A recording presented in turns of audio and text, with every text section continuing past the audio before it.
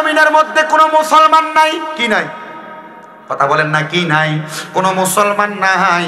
তখন হযরতে বুরহানুদ্দিন আউলিয়া কি করলেন? ওনার গরুটা কুরবানি কইরা গোশতগুলা কাইটা উনি ওনার বাড়ির সামনে ফালায়া রাখলেন। কাক পক্ষীরা আইসা ওনার গোশতগুলা খাবে। কিন্তু এমন টাইমে একটা কাক আইসা একটা গোশতের টুকরা নিয়া শাহজালাল ইয়ামিনীর বাড়ির কাছ থেকে নিয়া ওই গোরগোবিন্দ বাদশার সামনে নিয়া পালাইছে। হিন্দু মানুষটা ওই মানুষগুলা তো কখনো গরুকে যেটা দেখতে পারে না, গরু আর মা, গরুর গোশত এরা এগুলা দেখতে পারে না। দেখলে রাম রাম রাম বইলা চেতে। ও বাবারা, গুরুগোবিন্দ বাদশার বাড়ির সামনে একটা গোশতের টুকরা পালানোর সাথে সাথে গুরুগোবিন্দ বাদশা বলেন, কে রে আমরার মারে জবাই করলো, কে রে আমরার মারে জবাই করলো? এই কথা চিন্তা কইরা এবার খোঁজ খবর নিয়ে লক্ষ্য করে দেখতেছে হযরতে বুরহানুদ্দিনের বাড়ির সামনে ওই গরু জবাই করা হয়েছে। বুরহানুদ্দিন রহমাতুল্লাহ আলাইহির বাড়ির সামনে যাইয়া বুরহানুদ্দিন আউলিয়ার ধরে আনা হয়েছে। এরে বুরহানুদ্দিন, তুমি কেন গরু জবাই করলা? তুমি কি জানতা না সনাতন ধর্মাবলম্বীরা গরুর গোশত পছন্দ করে না? এরা গরুকে মায়ের মতো জানে, এরা গরুরে বড় শ্রদ্ধা করে, গরুর দুধ খায় তারা বড় মা মানে কইরা। কিন্তু আবার মায়ের জুতার মায়ের পিঠে চামড়া দিয়া জুতো পরে। আমি বুঝতাম না এরা গরুরে কেমন মা মনে করে, আবার মায়ের চামড়া দিয়া তারা জুতো বানায়। এটা তাদের ধর্মের বিষয়, আমি তাদের ধর্ম নিয়ে কোনো বাজে মন্তব্য করতে চাই না। তবে আমার কথা হইল, সাধারণ মস্তিষ্কের মধ্যে একটা বুঝ আসছে ইসলাম ধর্মের মানুষের, যে যেইটারে তোমরা মা মনে করো, যেইটা তোমরা দুধ পান করো, আবার ওই মায়ের চামড়া দিয়া কেন তোমরা জুতা বানায়া পরো, এটা তো আমরা বুঝলাম না। মার চামড়া কি ফুটে আবার পায়ে লাগাইতে পারে না কে? ও বন্ধু, গুরুগোবিন্দ বাদশা হযরতে বুরহানুদ্দিনের সামনে আইনা ডাক দিয়া কয়, কেন তুমি গরু জবাই করলা? বলে, আমি আল্লাহর দরবারে মানত করেছিলাম, নিয়ত করেছিলাম, এজন্য আমি আমার গরুটা কোরবানি করেছি। বলে, মানতটা কি কারণে করেছ? আমি নিয়ত করেছি আল্লাহ যদি আমার সন্তান দেয় আমি একটা গরু কোরবানি করব। বলে, আল্লাহ কি তোমার সন্তান দিছে? বলে, হ্যাঁ দিছে। আপনারা বলেন বাবারা, দেওয়ার মালিক, সন্তান দেওয়ার মালিক একজন, তিনি কি? না কোনো বাপে দেয়? সাফাত দাঁত ফালাইবা, আল্লাহর ওলিদের কাছে দোয়া চাইবা, হুজুর আমরা লাগি দোয়া করো, আল্লাহ আমরার একটা সন্তান দিত। এটা কই না করে না কইবা যে হুজুর আপনি দোয়া করো না, হুজুর আমার একটা সন্তান দিলাই। কোন বাপ সন্তান দেয়নি, কোন পীর সন্তান দেয়নি, কথা কই না করে দেয়নি। দেওয়ার মালিক কে? আল্লাহর কাছে দোয়া করব, ফিরে তখন আল্লাহ হয়তো বা দিবে। কথা কোন ঠিক কিনা? ঠিক কিনা? এ মুসলমান, গুরুগোবিন্দ বাদশা ডাক দিয়া কয়, সন্তান পাইছুনি? বলে, হ্যাঁ সন্তান পাইছি। বলে, সন্তান কোথায়? ওই সন্তান হযরতে বুরহানুদ্দিনের সন্তান হযরতে গুলজারে আলমকে সামনে নিয়ে আসছে। সামনে আইনা গুলজারে আলমের দিকে তাকায় তাকায়, গুরুগোবিন্দ ওনাদের মা কোরবানি করছে, এটার জন্য প্রতিশোধ নেওয়া লাগবে। এই জন্য বলে, কেন তুমি আমরার মারে কোরবানি করলা? এই জন্য আমি তোমার সন্তান ডারে এই মুহূর্তে আমাদের সামনে বলি প্রদান করব। এবার হযরতে গুলজার আলমের গর্দানের মধ্যে আঘাত করেছে, হযরতে বুরহানুদ্দিনের গর্দানের মধ্যে আঘাত করেছে। কিন্তু বুরহানুদ্দিন আউলিয়া দুনিয়া থেকে বিদায় হওয়ার আগে একটা চিঠি লেখছে, ও ইয়ামেনের বড় বড় আল্লাহর ওলিরা, আমাদেরকে তো আপনারা পাঠাইছেন বাংলার জমিনে, শিহট্টের জমিনে ইসলাম প্রচার করার জন্য, কিন্তু আমার সন্তানটা জন্ম নেওয়ার পরে তারা আমার সন্তানকে ডাইরেক্ট জবাই করে মারছে, আপনারা কেন এখনো পর্যন্ত আগমন করেন না? তখন হযরতে শাহজালাল ইয়ামিনী বিনা কাপড়ে, বিনা সামান নিয়া, শুধু নামাজের একটা মুসল্লা নিয়া ইয়ামেন দেশ থেকে আগমন করেছেন বাংলাদেশের দিকে। আস্তে আস্তে গো পূর্ব হযরতে বুরহানুদ্দিনের চিঠি পাইয়া হযরতে শাহজালাল ইয়ামিনী উপমহাদেশের উপরটা ঘুইরা আপনাদের সিলেটের জমিনে আগমন করেছে। আমাদের কুমিল্লা শহরের একবারে পূর্বাঞ্চলে শাহজালাল রহমতুল্লাহ আলাইহির আস্তানা নামক একটা জায়গা আছে। উনি আসার সময় ওই জায়গার মধ্যে আরাম করেছিলেন। কুমিল্লা বিবির বাজারের পাশে কটক বাজার, ওই জায়গা থেকে আপনাদের এই অঞ্চল পর্যন্ত আগমন কইরা হযরতে শাহজালাল ইয়ামিনী যখন ইসলামের দাওয়াত দেওয়া শুরু করবে, দাওয়াত দেওয়া শুরু করার আগে হযরতে শাহজালাল ইয়ামিনী সুরমা নদীটা পাড়ি দিবে। এখন কেমন স্রোতাকে, কিন্তু আরো বহুত স্রোত ছিল, পানির তলদেশটার পানির প্রকম্পন কমার কারণে এখন স্রোতের গতিটা একটু কম কম দেখা যায়। শাহজালাল ইয়ামিনী ওই জায়গাটা পার হবে, মুসলমান ফকিরদের আগমন এমন দেখা গোবিন্দর মাথাটা তো পাগলের মতো হয়ে গেছে। সে চিন্তা করলো শাহজালাল ইয়ামিনীকে এখানে আসতে দেওয়া যাবে না। ওই নদীর মাঝখান দিয়া পারে পারে কত বড় বড় পাথর দিয়া দিছিল। শাহজালাল ইয়ামিনী কয় কোন নৌকা নাই, কি দিয়া পার হব? আল্লাহর ওলিরা আল্লাহর কাছে দোয়া করলে আল্লাহ তাদেরকে রাস্তা বাতলায়া দেয়। শাহজালাল ইয়ামিনী 2 রাকাত নামাজ পড়ছে গো। নামাজ পড়া আমার আল্লাহ তাআলার কাছে দোয়া করে। যেই নামাজটা পড়ছিল ওই নামাজের নাম হলো সালাতুল হাজতের নামাজ। এ মুসলমান, যদি কখনো বিপদে পড়া যান, কোনো বিপদের টেনশনের মধ্যে পড়া যান, তখন এই 2 রাকাত নামাজ পড়বেন, যে নামাজের নাম সালাতুল হাজতের নামাজ। বলে হুজুর সালাতুল হাজতের নামাজটা কেমনে পড়ে? ইমাম সাহেবের কাছে এসে প্রশ্ন করবেন। সালাতুল হাজতের নামাজ অন্য কোন নামাজের মতো না। সালাতুল হাজতের নামাজ হলো আল্লাহু আকবার বলে নিয়ত বানবেন, সানা পড়বেন, আউযু বিল্লাহ বিসমিল্লাহর পরে সূরা ফাতিহা পড়বেন। প্রথম রাকাতে একটা সূরা মিলাইবেন, প্রথম রাকাত শেষ কইরা দ্বিতীয় রাকাতে সূরা ফাতিহা পড়বেন। সূরা ফাতিহার সাথে 3 বার 7 বার, 3 বার 5 বার, 7 বার, 10 বার, 11 বার, পারলে 70 বার সূরা ইখলাস তেলাওয়াত করবেন। কইরা দ্বিতীয় রাকাতে রুকু সিজদা করবেন। কিন্তু সিজদার মধ্যে যাইয়া 3 বার সুবহান রাব্বিয়াল আলা বইলা আপনার মনে যত হাজত আছে, যত টেনশন আছে, যত বিপদের কথা আছে, সিজদার মধ্যে যে আল্লাহর কাছে হাজতগুলার কথা বলবেন। ও বন্ধুরে, এই নামাজটার নাম সালাতুল হাজতের নামাজ। অনেকে বিদেশ যাইতে পারেন না, অনেকের অভাব অনটন ছাড়ে না, অনেকের বিপদ আপদ ছাড়ে না, অনেকের ব্যবসায় বরকত হয় না, অনেকের কোনো ভালো কাজে হাত দিলে কাজগুলা হয় না। আমি বলবো আপনার জন্য সালাতুল হাজত, আপনি সালাতুল হাজতের নামাজটা পড়েন রে বাবা। শাহজালাল ইয়ামিনী 2 রাকাত নামাজ পড়া আল্লাহর কাছে দোয়া করে, আল্লাহ ওই পারে কেমন করে পানি দিয়া যাব?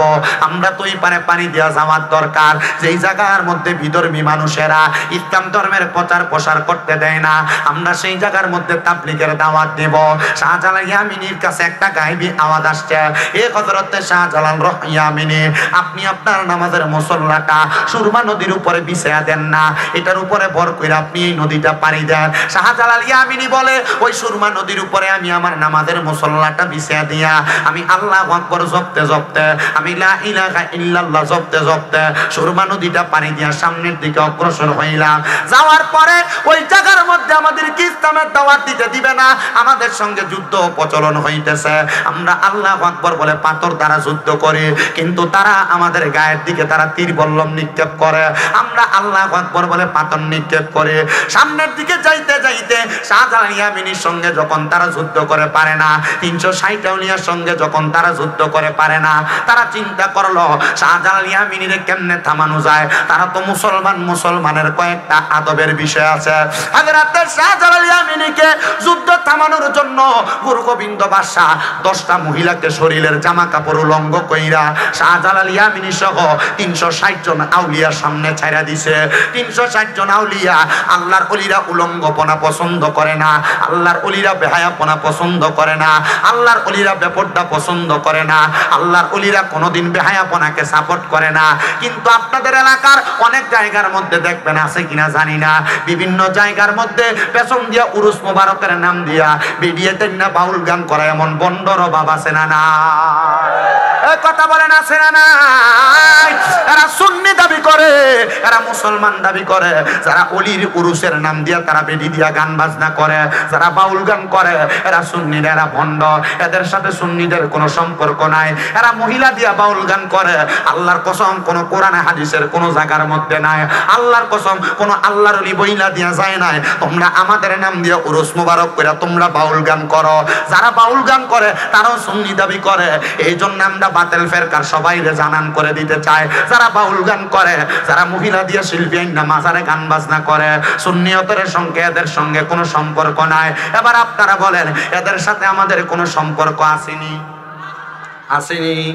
এরার কারণে সুন্নিরারে মানুষ ভণ্ড কয়, কথা কন্যা ঠিক কিনা? এই জন্য মনে রাখবা, যারা মাজারের মধ্যে বেড়ি দিয়ে গান বাজনা করে, মাজারের মধ্যে বেরিয়ে ঢুকায়, যারা মাজারের মধ্যে বাউল গান করে, এরা ভণ্ড, এদের সাথে সুন্নিয়তের কোনো সম্পর্ক নাই। ওই মাজারের খাদেমদারে যদি কখনো পান, পারলে লুঙ্গি ডালগি দিয়া মাঝে মাঝে ফাতলা ফাতলা 2টা বাড়ি দিয়া দিবেন। বলে কেন গো, কেন হুজুর? এটার কারণ হইল, এরার কারণে মানুষ আমদারে ভণ্ড কয়। এই যে দেখেন বাংলাদেশের বিভিন্ন এলাকায় মাজার ভাঙতাছে, আপনারা তো মাজার ভাঙ্গার পক্ষে আছিলেন মনে হয়, মাদার ভাঙ্গার পক্ষে আছিলেন, আপনারা পক্ষে থাকেন আর না থাকেন, আমি শামীম দাদা মাদার ভাঙ্গার পক্ষে আছিলাম। বলে হুজুর কি লাগা মাদার ভাঙ্গার পক্ষে আছিলা? তাকে দেখেন যতগুলা মাজার ভাঙছে প্রত্যেকটা মাজারের লগে একটা মাদ্রাসাও নাই।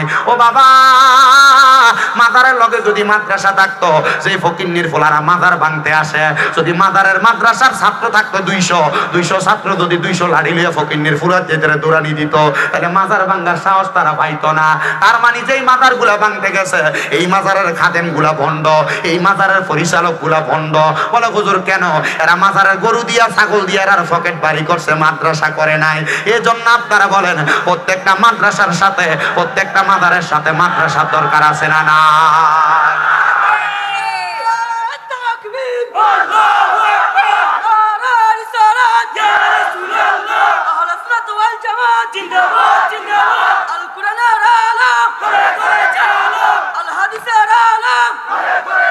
এবার এই জন্য আমি আজকে এই কমলগঞ্জের বক্সি জেলার জান্নাতের বাগান মাহফিল থেকে সোশ্যাল মিডিয়ার মাধ্যমে সানরাইজ ভিজুয়ালের আমার ভাই আছেন, আপনাদের মাধ্যমে সব মাজার ব্যবসায়ীদেরকে একটা এলান জারি করে দিতে চাই, আমি মাজারের পক্ষের মানুষ, তবে আমি ওই মাজারে দান করি যেই মাজারের সাথে মাদ্রাসা আছে। যেই মাজারের সাথে মাদ্রাসা নাই এই মাজার বাতিল ফেন্তিরা ভাঙবে, এটাই নিশ্চিত। এখন থেকে সতর্ক হও, যদি আল্লাহর ওলিদের মাজারকে টিকিয়ে রাখতে চাও প্রত্যেকটা মাজারের সাথে সাথে একটা এতিমখানা মাদ্রাসা চালু করো। কথা বলেন ঠিক কিনা? মাজার দিয়ে ব্যবসা আর চলবে না। মাজার দিয়ে ব্যবসা করে নিজের পকেট ভারী করছে, এখন মাজার ভাঙবে। কথা কন না কেন? আমি এর লাগে মাজার ভাঙ্গার পক্ষে আসলাম, কারণ আমি খবর নিয়ে দেখছি যতগুলো মাজার ভাঙতে গেছে একটা মাজারের ভিতরে মাদ্রাসা নাই। কথা কন না কেন? মাজারের ভিতরে গরু ছাগল আইছে আর খাদেম সাহেবরা পকেট মোটা করছে। কথা কন না কে রে? ঠিক কিনা?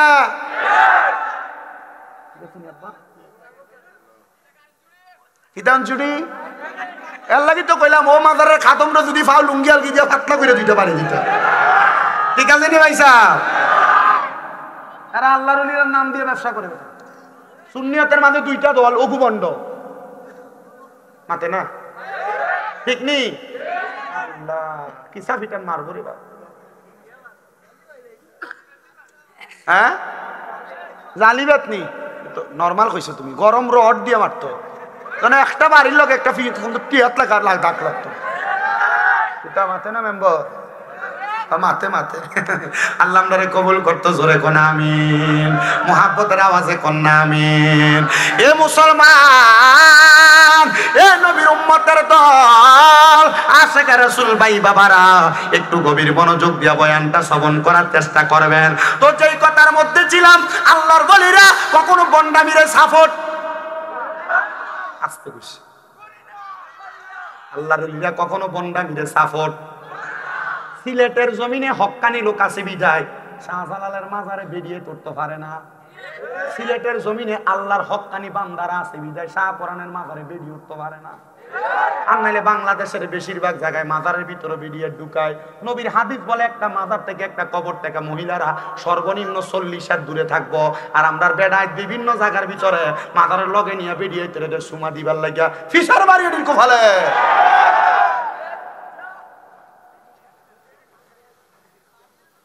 কষ্ট হয় আপনারা? হাতে মুখু খিতা কর ঘুরে লুচ্চা, হাতে মুখু খিতা লুচ্চা খাবে। ঠিক আছে নি? আমরা আল্লাহর ওলির পক্ষে, আমরা মাজারেরও পক্ষে, তবে যেই মাজারের লোকে মাদ্রাসা আছে, যে মাজারের খাদেম নিজের পকেট মোটা করে না, ও পয়সা দিয়ে এতিমদারে চালায়। মাতে না ঠিক কিনা? আল্লাহ আমরারে বোঝার তৌফিক দান করুন, জোরে বলেন আমিন। শাহজালাল ইয়ামিনী সহ 360 আউলিয়ার সামনে উলঙ্গ মহিলা ছেড়ে দিছে 10 জনকে। এই 10 জন মহিলা যখন সামনে আসতেছে, কেমনে যুদ্ধ করব রে? শাহজালাল ইয়ামিনী ডাক দিয়া কয়, আমরা তো উলঙ্গ মহিলাদের সামনে যাইতে পারবো না। এমন টাইমে হযরতে গেসুদারাত কাল্লাসা রহমত, নাম শুনেন নাই? কাল্লাসার নাম শুনেন নাই? গেসুদারাত কাল্লাসা রহমাতুল্লাহ আলাইহি, ওনার দেহটা কোন জায়গায় আছে এটা আপনারা কে বলতে পারেন? ওনার দেহটা কোথায় আছে? ওইখানে শুধু কেল্লা সইতে, কেল্লাটা আছে, আহমদ গেসুদারাজের কেল্লাটা আছে, কিন্তু দেহটা কারো জবানে শুনছিলাম বাহুবলের দিকে কোথাও। বাকিটা আমি জানি না, বাকিটা আল্লাহ মালুম। আমি ঘটনায় যতটুকু পড়েছি অতটুকু আপনাদেরকে বলছি। আপনাদের কষ্ট হচ্ছে কোনো? কয়টা বাজে? 1 ঘন্টা 12 মিনিট হয়েছে। এটা কিটা?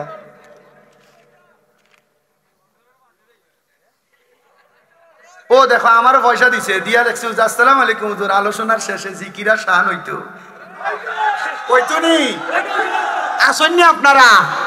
আচ্ছা ঠিক আছে, আচ্ছা আমার আগে আমি রাখি লাই।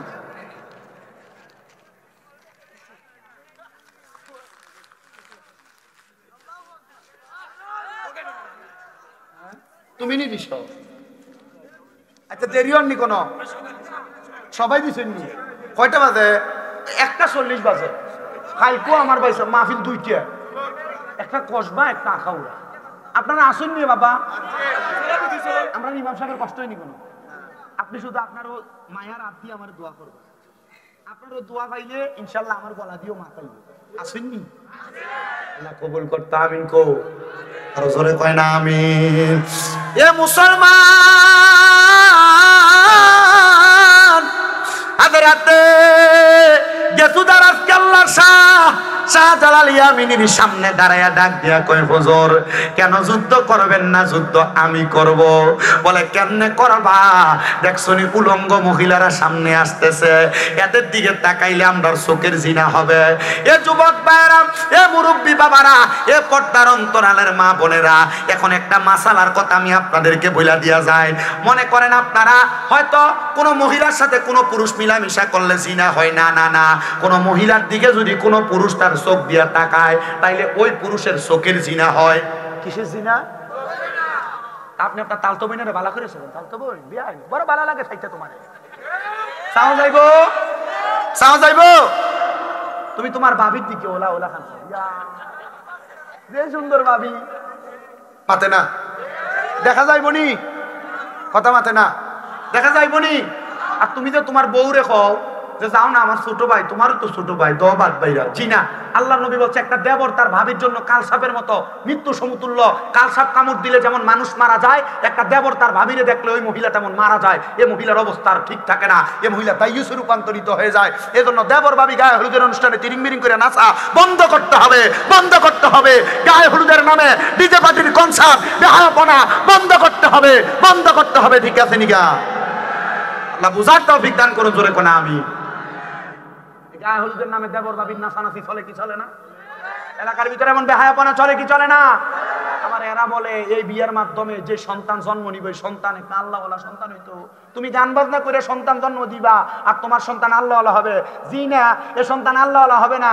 এ সন্তান কারণ তুমি তোমার যে বউ বিয়ে করছো গান বাজনাওয়ালা বউ, এ বউ তোমার ফুলেতে ফুতের ফেটে রাখিয়া বেটি টিকটক করবো। কথা কন কিটা করবো? দেখবা এখন আর ওই ফুলার আর ভাত খাওয়ানি যায় না। মোবাইলে যদি টিকটক লাগে দে ফুলা ভাত খা, ফুলা খান দে। টিকটক না লাগাই দিলে ফুলারে গান না লাগাই দিলে ফুলা আর খানা খায় না। আছে না নি ভাইসা?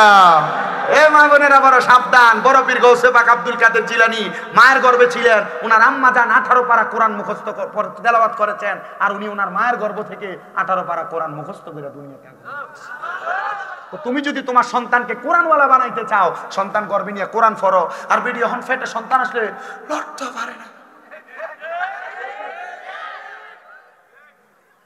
আব্বা আসুন কে রে, আসুন সামনে আইয়েন না, একটু সামনে আইয়েন, লারা সারা খান না। আল্লাহ আমদারে কবুল করতে আমিন কর। আর মোহাব্বতে বলেন আমিন।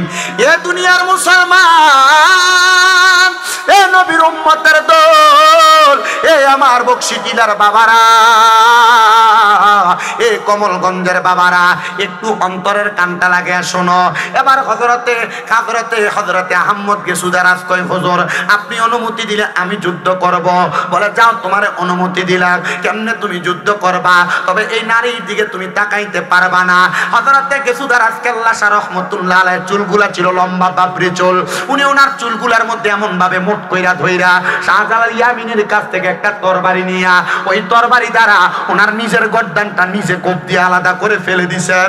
ওই গর্দানটা আলাদা কইরা দিয়া আরে কাটা কল্লা একদিকে পইরা রইছে আর পুরা কল্লা ছাড়া দেহ দিয়া উনি ওনার তরবারি দ্বারা এক একটা করে কোপ দেয়, এক একটা করে উলঙ্গ মহিলা কোরবান হইয়া যায়, শেষ হইয়া যায়, ধ্বংস হইয়া যায়। যখন ধ্বংস হইয়া গেছে এবার ইসলামের রাজ্যটা কায়েম হইয়া গেছে। ও বন্ধুরে, ও নবীর উম্মতের দল, ও আশিকে রাসূল ভাই বাবারা, দেখছেন নি হযরতে শাহজালাল ইয়ামিনী বাংলাদেশ ইসলামটা এমনি এমনি আনে নাই, বড় কষ্ট করে রক্তের বিনিময় ইসলামটার আইনা দিছে। আর আমরা ইসলামটার একবারে সস্তা বানাইয়া ফালাইতেছি। আহমদ গেসুদার কেল্লা রহমতুল্লাহ আলাইহির ওই কেল্লাটা নদীতে ভাসতে ভাসতে যাইয়া ওই তিতাস নদীর মধ্যে যাইয়া একটা হিন্দু ব্যক্তি এই তিতাস নদীর মধ্যে জাল যখন বাইতেছে, জাল বাওয়ার সময় উনি জালটা টানার পর লক্ষ্য করে দেখে ওনার জানের মধ্যে একটা গর্দান কল্লা দেখা যাইতেছে। হিন্দু ব্যক্তির আগে মাছের ব্যবসা করত, এখন না মুসলমানও করে হিন্দুরও করে, কথা কন্যা ঠিক কিনা? ওই শাহজালাল হযরতে গেসুদার কেল্লা শাহ রহমতুল্লাহ আলাইহি যখন ওই জায়গার মধ্যে থাইকা ওনার কেল্লাটা যখন জালের মধ্যে উঠছে, হিন্দুটা ডাক দিয়ে কয়, জগতের মানুষ, আমি তাকায়া তাকে দেখলাম ওই কল্লাটা কেমন জানি পটপট করে তার ঠোঁটটা লড়তেছে। আমি কানটা লাগাইয়া দেখলাম ঠোঁটের মধ্য থেকে আওয়াজ আসতেছে, লা ইলাহা ইল্লাল্লাহু মুহাম্মাদুর রাসূলুল্লাহ সাল্লাল্লাহু আলাইহি ওয়াসাল্লাম। জোরে পড়েন সুবহানাল্লাহ। ও বন্ধুরে, ওই কাটা কল্লাটা হিন্দু ব্যক্তিটা তুইলা নিয়া ওই জায়গার মধ্যে দাফন করছে।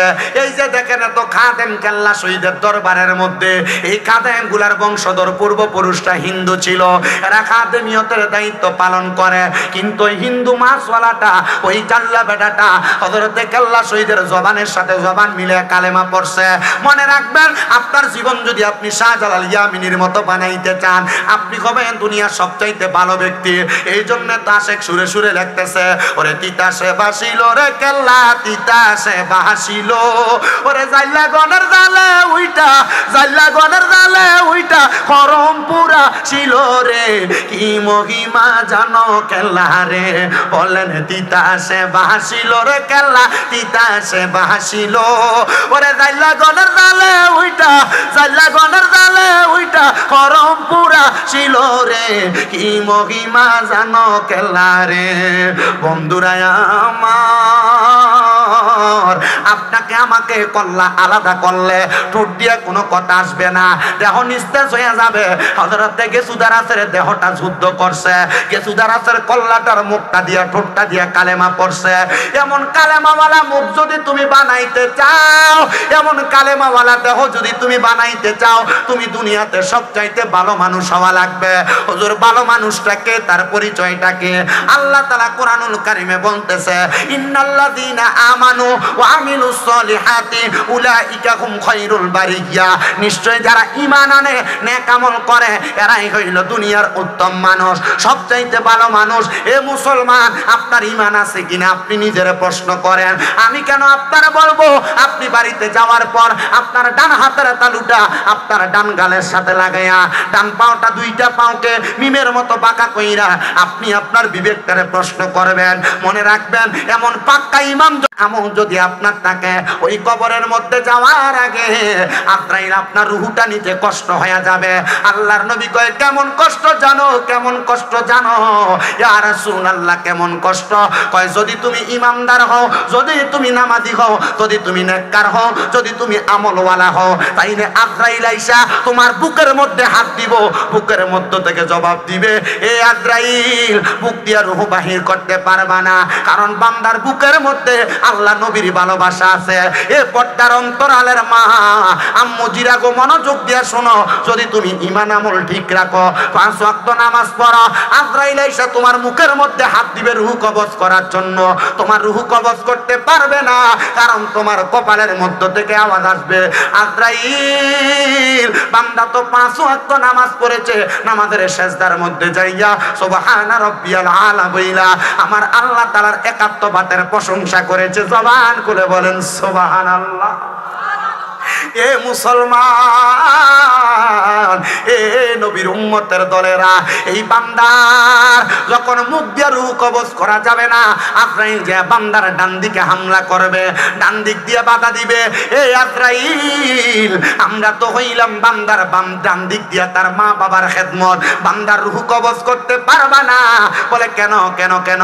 বলে বান্দা মা বাবার খেদমতে চিরস্থায়ী ছিল, বান্দার বাম দিক দিয়ে হামলা করবে, বান্দার বাম দিক দিয়ে হামলা করে রূহ কবজ করতে পারবে না।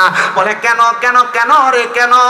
বলে বান্দার বাম দিক দিয়ে হইল দান এবং সাদাকা, এই জন্য বান্দার রূহ কবজ করতে পারবে না। বলে হুজুর বান্দার রূহকে আজরাইল কবজ করবে না? বলে হ্যাঁ, রূহ কবজ করবে। কেমনে রূহ কবজ করবে? বলে বান্দা যখন ইন্তেকালের আগে কালেমা পড়বে, লা ইলাহা ইল্লাল্লাহু মুহাম্মাদুর রাসূলুল্লাহ, বান্দার মুখ দিয়ে একটা বাতাস বের হবে, ওই বাতাসের মাধ্যমে বান্দার রূহ কবজ করা হবে। বান্দা টের পাবে না, টের পাবে না। ছোট্ট বাচ্চা যখন কান্না করে, মা মাথার মধ্যে হাত তুলে দিলে বাচ্চা যেমন ঘুমায়া যায়, ইমানদার বান্দা তেমন ভাবে ঘুমায়া যাবে। জান্নাত ইমানদার বান্দার রূহকে স্বাগতম জানাবে। কিন্তু কোন বেঈমান যদি মারা যায়, বেআমল লোক যদি মারা যায়, দেখবেন আপনাদের এলাকার অনেক মানুষ মারা যায় বিছানার মধ্যে প্রস্রাব পায়খানা করে দেয়। অনেক মানুষ মারা যায় বিছানার মধ্যে, মানুষগুলা জিহ্বার মধ্যে কামড় দিয়ে মারা যায়। অনেক মানুষ মারা যায় মারা যাওয়ার সময় চোখ উল্টে দিয়ে মারা যায়। অনেক মানুষ মারা যায় নাকে মুখে দিয়ে রক্ত বাইর হয়। একবারও তো চিন্তা করলা না মানুষ কেন এত কষ্ট পায় মারা যায়? জানো মানুষ কেন এত কষ্ট পায় মারা যায়? আজরাইল যখন সামনে আসে, আজরাইলের ভয়ঙ্কর চেহারা দেখা মানুষ বিছানার মধ্যে প্রস্রাব পায়খানা করে দেয়। আজরাইল সামনে আসলে আজরাইলের সঙ্গে কথা বলার চেষ্টা করে, আমার আর একটু সময় দাও। তখন বান্দার দুই চোয়ালের মাঝখানে জিহ্বাটা আটকে যায়। বান্দা আজরাইলকে চোখের ইশারা দিয়ে বোঝানোর চেষ্টা করে, তখন বান্দার চোখটা উল্টে যায়। আজরাইল যখন বান্দার বুকের মধ্যে থাবা দেয় রূহ কবজ করার জন্য, তখন বুকের মধ্য থেকে এই বান্দাটা চাপটা সহ্য করতে না পাইরা বান্দার গায়ের সাহারকগুলা টাস টাস করে চিরে যায়, হাতের রগগুলা চিরে যায়, পায়ের রগগুলা চিরে যায়, রক্ত চলাচল করতে পারে না, বান্দার নাকে মুখে দিয়ে রক্ত বের হয়ে যায়। এই আমার বকশি টিলার বাবা, এ বকশি টিলার আম্মুজিরা, এ প্রবাসী ভাইয়েরা, দেশ বিদেশ থেকে দেখনেওয়ালা ভাই বাবারা, মনে রাখবা যদি দুনিয়ার জমিন থেকে ঈমান নিয়ে ইন্তেকাল করতে চাও, তাইলে তিনটা কাজ করবা। ওয়াবুদুল্লাহ, আল্লাহর ইবাদতটা বেশি বেশি করে করবা। ওয়ালা তুশরিকু বিহি শাইআ, আল্লাহর সঙ্গে শিরিক করবা না। আল্লাহ ছাড়া কারোর কাছে মাথা অবনত করবা না। আল্লাহ ছাড়া কারোর কাছে কোনো কিছু চাইবা না। আর ওয়াবিল ওয়ালিদাইনি ইহসানা, আম্মা আব্বার প্রতি ইহসান করবা। কিন্তু আমাদের সমাজ এত নিকৃষ্ট, আমাদের সমাজ এত নিচে নেমে গেছে, সন্তানরা বিবাহ করার পর মা বাপরে দাম দিতে চায় না, আম্মা আব্বারে সম্মান দিতে চায় না, আম্মা আব্বারে জুদা করে দেয়। আমি বড় অবাক হয়ে গেলাম। নারায়ণগঞ্জের একটা মহিলা আমার কাছে খবর কইছে, হুজুর আমার সন্তানটারে আমি বড় কষ্ট করে মানুষ করেছি হুজুর, আমার সন্তানের বয়স যখন 2 বছর, আমার স্বামীটা অন্য একটা মহিলাকে বিবাহ করে আমার ছাইরা দিয়া চলে গেছে হুজুর। আমি পারতাম আমার যৌবনের জ্বালা সহ্য করতে না পাইরা একটা ফেলের কাছে বিবাহ বসতে, এই ছেলেটার দিকে তাকায়া আমি আর বিবাহ বসি নাই হুজুর। আমার ছেলেটারে কষ্ট করে মানুষের বাড়িতে বাড়িতে কাম করে আমি মানুষ করছি ও হুজুর। আমি কষ্ট করে মানুষ করার পর যখন ছেলেটার 22 বছর বয়স, স্কুল থেকে কলেজের মধ্যে গেছে, আমার ছেলেটা আমারে কয় পড়ালেখা করতে ভালো লাগে না, সে নাকি কাজ করবে, গার্মেন্টসে চলে গেছে হুজুর। 3 মাসের মাথায় একটা মাইয়ার সঙ্গে বৈধ সম্পর্ক কইরা আমার ছেলে বিবাহ করেছে হুজুর গো। আমার ছেলেটা আমার কাছে বলে নাই, 5 মাসের মাথায় এসে আমি মার কাছে বলতেছে, মা আপনার না জানে আমি তো বিয়া কইরা ফালাইছি। আমি কইলাম, পুত্রে তুই আমার একটা মাত্র পুত, তোর স্ত্রীকে আমার বাড়িতে আনবি, এটা ভালো কথা নিয়ে আয়। সন্তান নাকি ওই স্ত্রীটাকে বাড়িতে আনছে, কিন্তু স্ত্রীটা 2 মাস এই বাড়িতে থাকার পর বাবার বাড়িতে গেছে, এরপর থেকে আর বাড়িতে আসে না। সন্তান মাঝে মাঝে মারে দেখতে আসে, মা ডাক দিয়া কয়, কিরে বউ কেন আসে না? ওই সন্তান ডাক দিয়ে কয়, মা আপনার বউ বলেছে যদি তারে আমি আর আপনার বাড়িতে আনতে বলি, সে আমার নারী নির্যাতনের মামলা দিয়া জেল খাটাইব। মা গো এই জন্য আনি না। মা কই ঠিক আছে তারে তার মতো থাকতে দে। এবার কিছুদিন পরে ওই সন্তান আর মারে দেখতে আসে না। মা ডাক দিয়া কয় হুজুর 2-3 মাস পরে আমার ছেলেটারে আমি চাষারা বাগারে দেখছি। দেখার পরে আমি ডাক দিলাম, ছেলে আমার সঙ্গে কথা বলতে চাইছে। তার বউয়ের চোখ বুড়ানি দেইখা সে আমার কাছ থেকে চইলা গেছে। আসরের পরে দিয়া আমার ভূতে বাড়িতে আইসা আমার পায়ের মধ্যে ধরে পড়ে রইছে। আমার ডাক দিয়া কয় মা আমি আপনার কাছে আসতে পারি না, আপনার সঙ্গে দেখা করতে পারি না।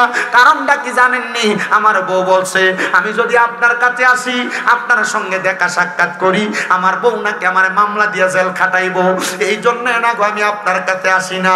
এই মাটা ডাক দিয়া কই হুজুর আমি আমার সন্তানটারে কইছি পুত্রে আমি তো তোর কামাই খাইতে চাই না। আমি নিজে যতদিন পর্যন্ত তুই ফুতের কামাই না খাইয়া তোরে মানুষ করছি আমার কামাই দিয়া, তুই আমার বাড়িতে থাকবি। আমি মা তোর কাছে টাকা চাই না। আমি সকালে একবার তোরে দেখতে চাই, বিকালে একবার তোরে দেখতে চাই। এই আমার বকশি টিলার বাবা, আসলেই তোমার মা বাপ তোমার কাছে টাকা চায় না, তোমার মা বাপ তোমার কাছে সম্পদ চায় না। মা বাপ চায় সন্তান মা বাবার সাথে সুন্দর একটা ব্যবহার করবে, আচরণ করবে।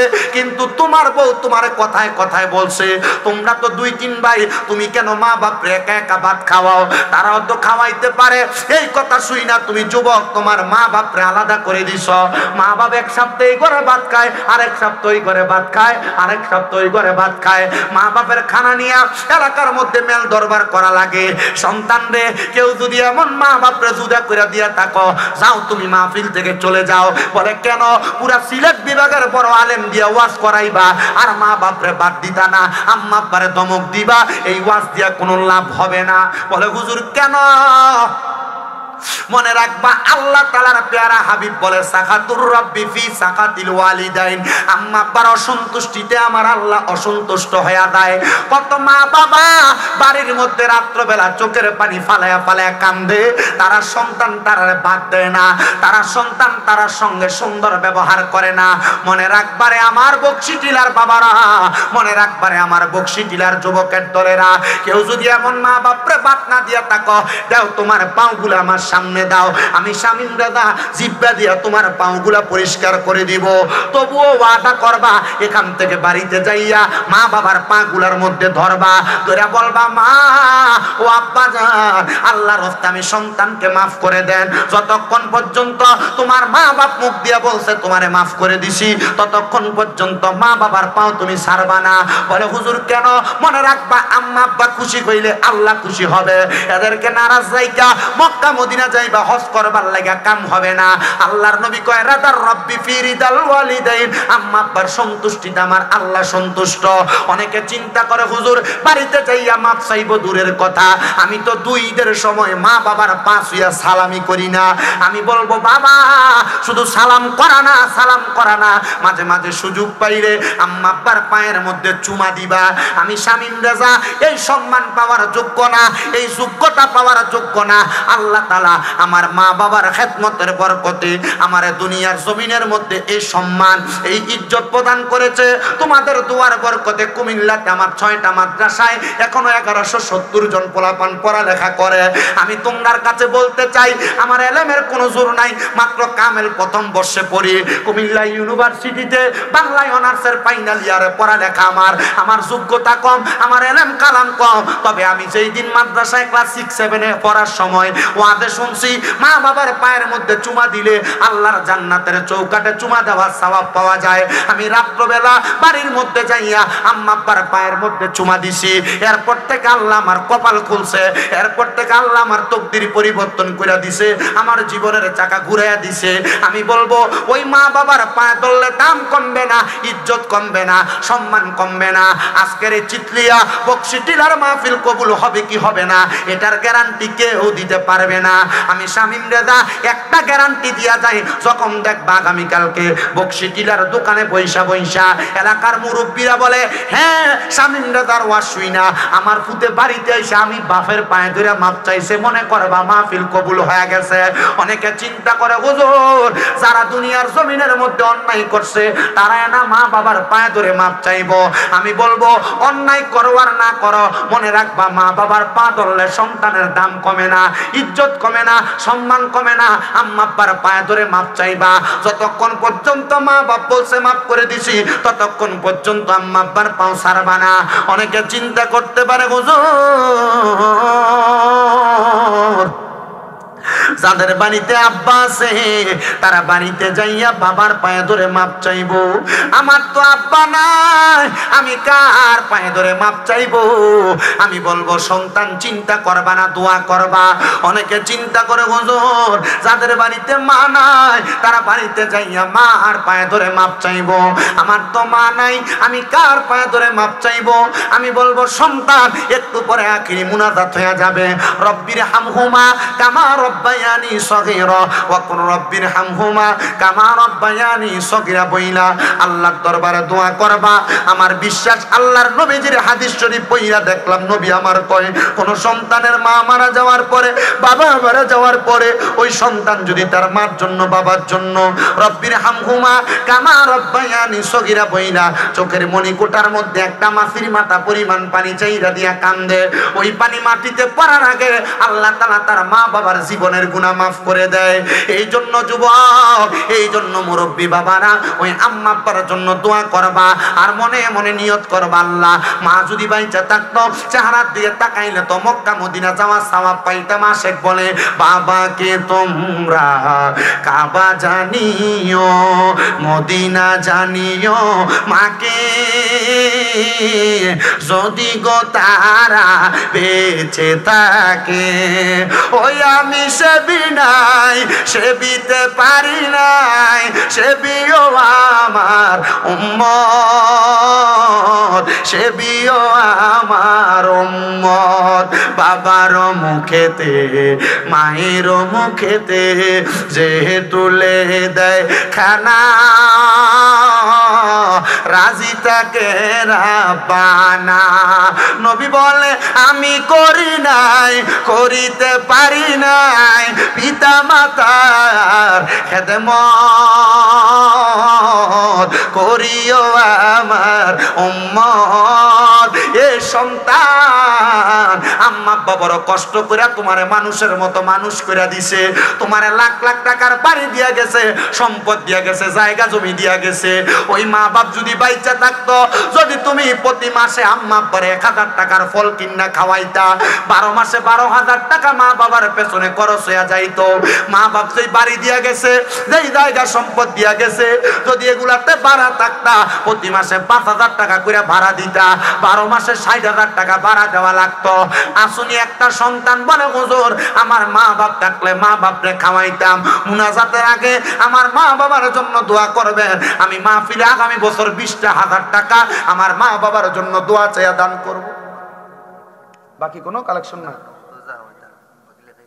বাকি লেখাই দেয় না, দরকার নাই বাদ। বলে হুজুর আমি 10,000, আচ্ছা যা নগদ যেটা হয় আলহামদুলিল্লাহ, 1000 করে কয়েকজন মানুষ, 2000 করে কয়েকজন মানুষ নগদ দান করবেন, 500 করে কয়েকজন মানুষ নগদ দান করবেন। একটু তাড়াতাড়ি আপনার দানের টাকাটা নিয়ে আসবেন, আপনাদের জন্য আমি দোয়া করব। 1000, 2000, 500 করে নগদ নগদ দান করবেন। বাকির নাম ফাঁকি, বাকি লেখাইলে পরে দিতে চায় না। আমি একটা শান গাইতেছি, এর মধ্যে আপনি আপনার টাকাটা নিয়ে এসে আপনার নামটা বলবেন, আপনার জন্য দোয়া করব। একটু কষ্ট করে আপনি 1000, 2000 কে কে দিবেন একটু তাড়াতাড়ি নিয়ে আসেন, 500 কে কে দিবেন তাড়াতাড়ি নিয়ে আসেন। আমার মরণের কতদিন বাকি আমি জানিলাম না গো আল্লাহ, মরণের কতদিন বাকি, আমার মরণের কতদিন বাকি আমি জানিলাম না গো আল্লাহ, মরণের কতদিন বাকি। আর আইলাসিয়া যখন হস্তে দিবা ধরি, তখন আমার মনা বাই করবে লোকা চুরি, আমি জানিলাম না গো আল্লাহ, মরণের কতদিন বাকি। মারহাবা। মারহাবা। বর্তমান মেম্বার আবুল হোসেন সাহেব নগদ দান করলেন 1000 টাকা। আল্লাহ কবুল করো, মঞ্জুর করো, বংশের কবর আযাব মাফ করো, কামাই রিজিতে বরকত দাও, হায়াতে বরকত দাও, মনের নেক আশাগুলা পূরণ করো। 500 1000 করে নগদ দান করবেন, কয়েকজন দিবেন। আর আপনারা যারা আছেন আপনারা সবাই কোন আমরা কার বান্দা? সন্দেহ আছে নাকি? আপনারা আসতে বললেন, বলেন কার বান্দা? মুহাব্বতে পেছনে তারা বলেন কার বান্দা? এই বলেন কুল হু আল্লাহু। আল্লাহ কয়জন? হাত তোলেন সবাই, সাক্ষী দেন, সাক্ষী দেন। 5 আঙ্গুল তোলে কেটারে? 1 আঙ্গুল, 1 আঙ্গুল। আল্লাহ কয়জন? কালিমা তৈয়বার সাথে আল্লাহর নামের সাথে নবীর নাম আছে না নাই? নাম হইলো